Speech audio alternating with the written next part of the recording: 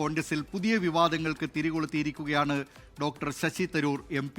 RSS അനുകൂല സംഘടനയുടെ സവർക്കർ പുരസ്കാരം ഇന്ന് ഡൽഹിയിൽ നടക്കുന്ന ചടങ്ങിൽ പ്രതിരോധ മന്ത്രി രാജ്നാഥ് സിംഗാണ് തരൂരിന് സമ്മാനിക്കുക.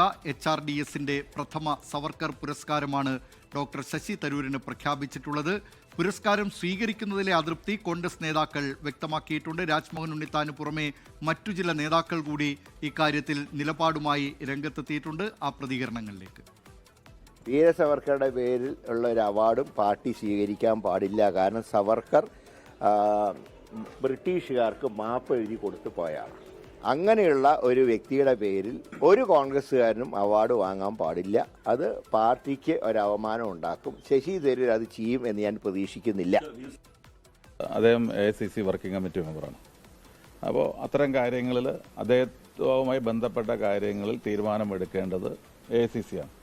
എനിക്ക് വ്യക്തിപരമായ അഭിപ്രായം ഉണ്ടോ എന്ന് ചോദിച്ചു കഴിഞ്ഞാൽ വ്യക്തിപരമായ അഭിപ്രായ കാര്യത്തിലുണ്ട്. അത്തരം കാര്യങ്ങളിൽ ഇത് ഒരു വലിയ ചർച്ചാ വിഷയമായി നിൽക്കുന്ന സന്ദർഭമാണ്. അപ്പോൾ അദ്ദേഹം സ്വയം തീരുമാനിക്കണം, അത് വേണോ വേണ്ടയോ, അത് ഗുണകരമാണോ അല്ലയോ എന്നുള്ളത് ശശി തരൂരാണ് തീരുമാനിക്കേണ്ടത്.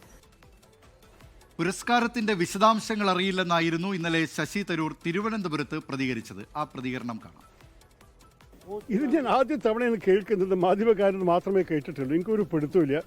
ആരാണ് ഈ അവാർഡ് തന്നിരിക്കുന്നത്, ആർക്കാണ് ഇത് കൊടുത്തിരിക്കുന്നത്, ആരുടെ കയ്യിലാണ് കിട്ടേണ്ടത്. ഞാൻ ഇങ്ങനെ ഒരു അവാർഡ് സ്വീകരിച്ചിട്ടേ ഇല്ല. അത് ആദ്യത്തെ തവണ ഞാൻ കേൾക്കുന്നത്.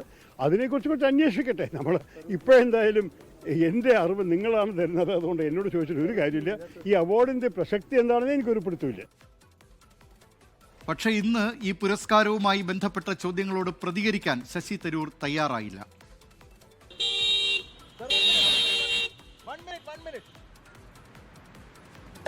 Sir 1 minute.